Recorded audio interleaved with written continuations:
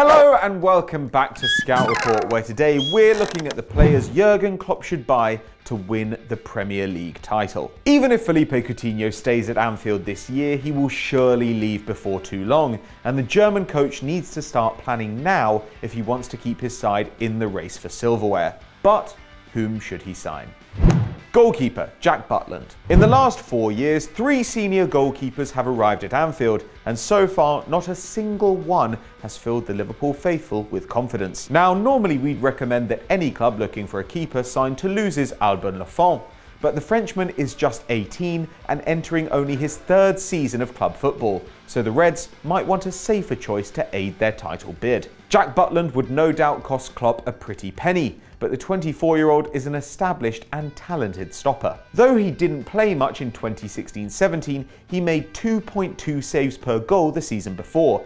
That's better than Mignolet, who made 1.5 saves per goal, and Karius, who's on 1.2, especially given that Liverpool conceded 42 and Stoke allowed 55. The 6'5" England international is extremely comfortable with high balls into the box. When choosing whether to catch or punch, Butland catches 88% of the time and would go some way to curbing the weaknesses of a defence which allowed 12 set-piece goals last year, more than all the other top 6 sides. Butland's distribution is also reasonably promising.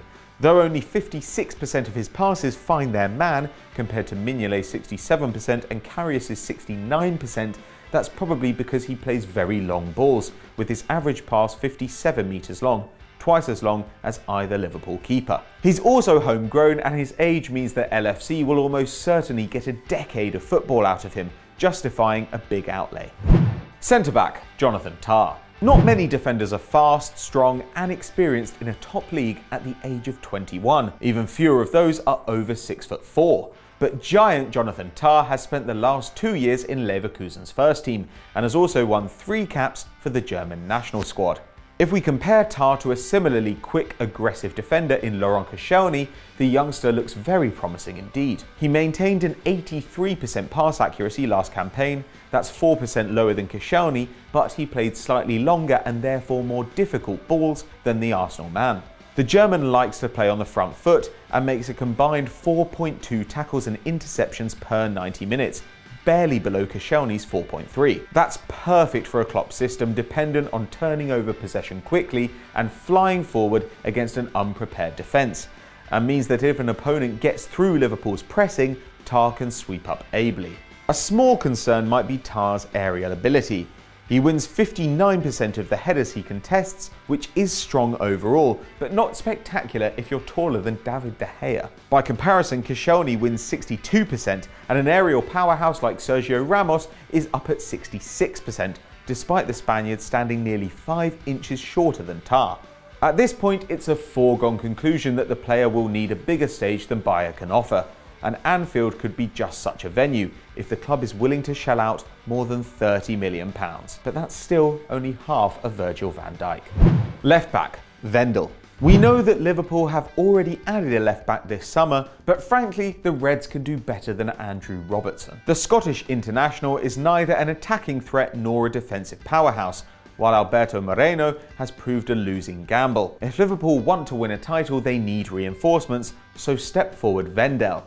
Another Leverkusen defender, the 24-year-old Brazilian has been in Germany for 3 years now. He's comfortable on the ball with an 80% pass accuracy, that's the same as James Milner, and he creates about 1 chance per game. Hardly outstanding, but not far off Nathaniel Klein's 1.2. Like the former Southampton man, Vendel is extremely fast, and his experience in a helter-skelter pressing team under Roger Schmidt would be invaluable in easing his transition into Klopp's side. Last year, his defensive contribution was exceptional, with a combined 5.2 tackles and interceptions per 90 minutes, while Robertson's tally was 3.1 and Klein's 3. At 5'9", it's no shock that Vendel wins under half of his aerial duels, though he's still ahead of every Liverpool fullback on 49%. As yet, he hasn't won a cap for Brazil, but he has been called up for World Cup qualifiers by coach Tite, despite the Seleção having Alexandro, Marcelo and Felipe Luis at their disposal. That, coupled with the rejection of a €20 million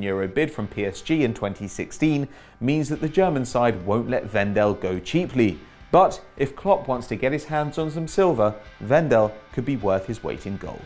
Central midfielder Marcelo Brozovic. Ever since Inter Milan signed Marcelo Brozovic in 2015, the Nerazzurri have looked keen to get rid of him. Linked with Tottenham and Arsenal repeatedly, the Croatian has been one of Europe's most underrated midfielders over the last 2 campaigns.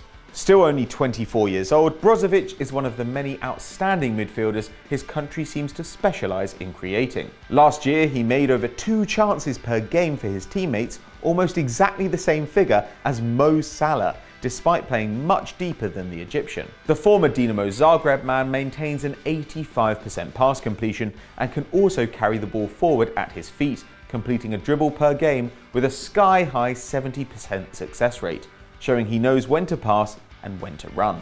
More importantly for Liverpool's fragile midfield, Brozovic is a hard-working defender. He wins the ball back for Inter 3.1 times per match, marginally more than Emre Can on 3, and so would help out the often swamped Jordan Henderson.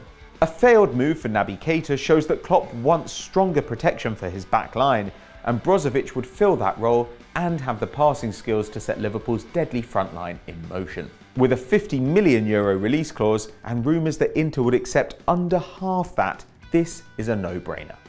Central midfielder Kevin Campbell. Our third and final trip back to Leverkusen brings us to Slovenian midfielder Kevin Campbell. Jurgen Klopp already knows the player well, having signed him for Borussia Dortmund in 2015, though an ill-advised decision to try Campbell on the wing saw him underwhelm at the Westfalenstadion. Having played for Roger Schmidt at RB Salzburg and Leverkusen, Campbell has now established himself as a top-quality pressing midfielder. Like Brozovic, the 26-year-old is a jack-of-all-trades and would be a clear upgrade on Gini Wijnaldum.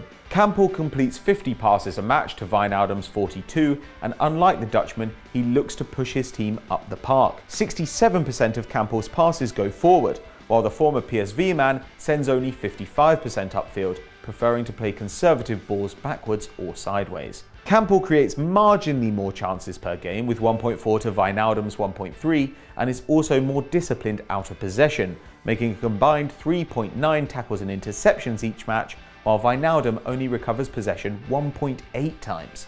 Add to that 1.6 completed dribbles per 90, around double Gini's tally, and you have a versatile player who can fill any number of midfield roles and would bring Champions League experience to Anfield while not breaking the bank. So those were our 5 players Liverpool should sign to replace Felipe Coutinho and try for a title, but who did we miss out and who would you have included? Let us know in the comments below. Now, if you enjoyed this video, don't forget to stay right here on Eurofootball Daily. Check out Stat Wars, the Champions, Football Mundial and Continental Club. And as ever guys, make sure to like and subscribe.